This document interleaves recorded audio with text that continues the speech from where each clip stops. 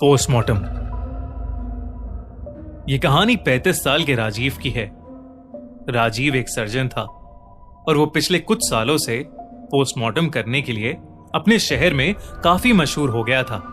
Rajiv complex से complex dead bodies का आसानी से पोस्टमार्टम कर लेता था। उसकी एक्सपर्टीज और कमाल के हुनर को देख शहर के सबसे बड़े हॉस्पिटल ने उसे अपॉइंट कर लिया था।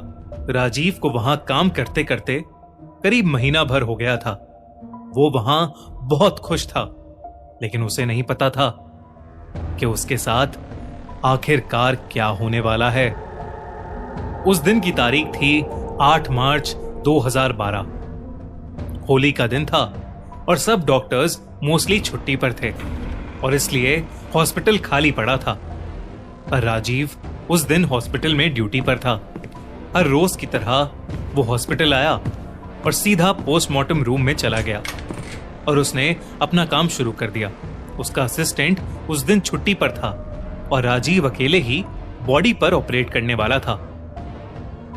उसके सामने एक लड़की की भयानक बॉडी थी और उस लड़की का चेहरा इतनी बुरी तरह से जख्मी था कि राजीव से भी देखा नहीं जा रहा था। काफी कोशिशों के बावजूद भी राजीव को उसकी मौत की वजह पता नहीं लग पा रही थी। राजीव को ऐसा लग रहा था जैसे उस लड़की की बॉडी कई सालों से सड़ रही हो, इसलिए कुछ भी पता लगा पाना मुश्किल हो रहा था।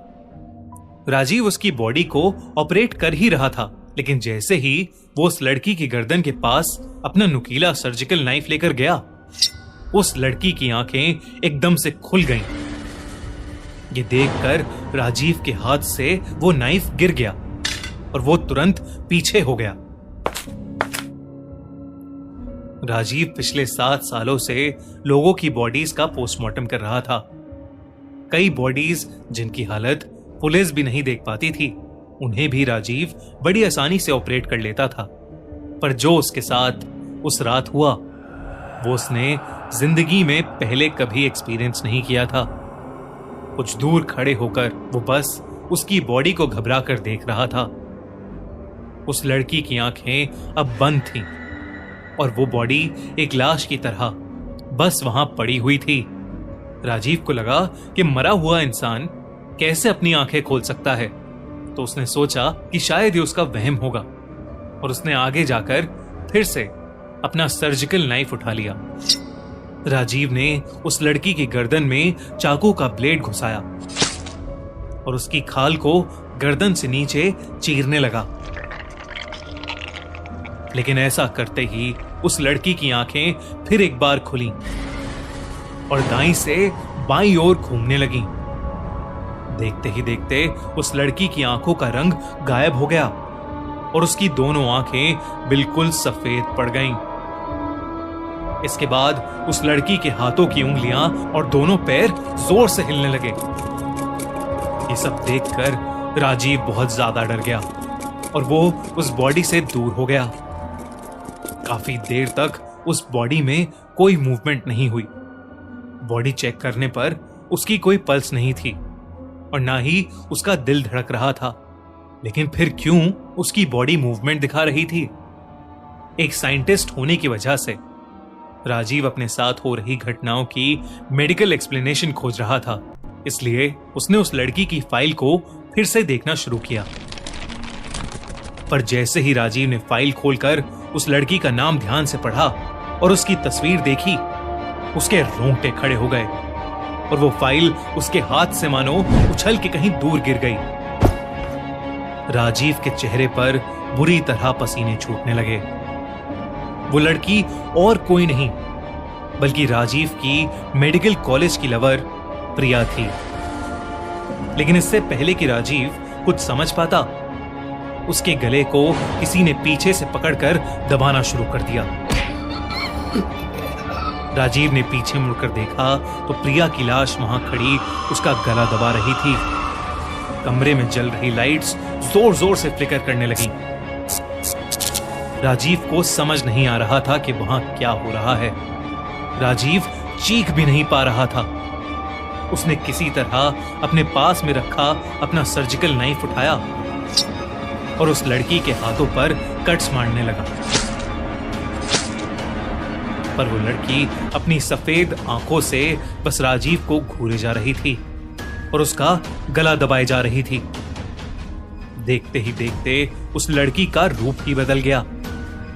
उसके बिखरे काले बाल हवा में लहराने लगे और वो जोर जोर से हंसने लगी, जैसे उसका कोई पुराना बदला पूरा हो गया हो। ऐसा लगने लगा था कि वो कोई लाश नहीं, बल्कि कोई बहुत ही भयानक आत्मा है। राजीव ने अपने आप को छुड़ाने की बहुत कोशिश की, लेकिन वो कुछ ही देर में हिम्मत हार गया और उसकी आंखें बंद हो गईं। कुछ देर बाद जब राजीव की आंखें खुली तो उस हॉस्पिटल का पीएन उसके पास एक पानी का ग्लास लिए खड़ा था। उस पोस्टमार्टम रूम में अब किसी लड़की की बॉडी नहीं थी और उस पीएन ने बताया कि कोई भी बॉडी उस पोस्टमार्टम रूम में उस दिन नहीं भेजी गई थी। उसने यह भी बताया कि उसे अचानक से पोस्टमार्टम रूम से राजीव के चीखने की आवाज सुनाई दी। वो जल्दी से जब पोस्टमार्टम रूम में आया तो उसने देखा कि राजीव खुद ही अपना गला दबा रहा था और अपना गला दबाते दबाते ही वो बेहोश होकर नीचे गिर गया था। ये सब सुनकर राजीव शॉक था। जब उसने प्रिया के बारे में रिसर्च की तो उसे मालूम पड़ा कि मेडिकल कॉलेज में एक लड़का प्रिया को प्रेग्नेंट करके उसे छोड़कर चला गया था, जिसकी वजह से प्रिया ने चलती ट्रेन के सामने आकर सुसाइड कर ली। उसकी मरने की तारीख थी 8 मार्च 2002, यानी उस दिन से एग्जैक्टली 10 साल पहले। राजीव ये सब सुनकर हिला का हिला रह गया, क्योंकि वो लड़का और कोई नहीं बल्कि राजीव खुद था। उसी ने प्रिया को प्रेग्नेंट करके उसे छोड़ दिया था। उस दिन के बाद से प्रिया की वो खौफनाक आत्मा उसे जगह जगह पर दिखने लगी। वो एक साया बनकर राजीव के पीछे पड़ गई थी। प्रिया की आत्मा राजीव को खुदकुशी करने के लिए उकसाती रहती थी और एक दिन वही हुआ। राजीव इतना ज्यादा डर गया था कि उसने ट्रेन के आगे आकर अपनी भी जान दे दी।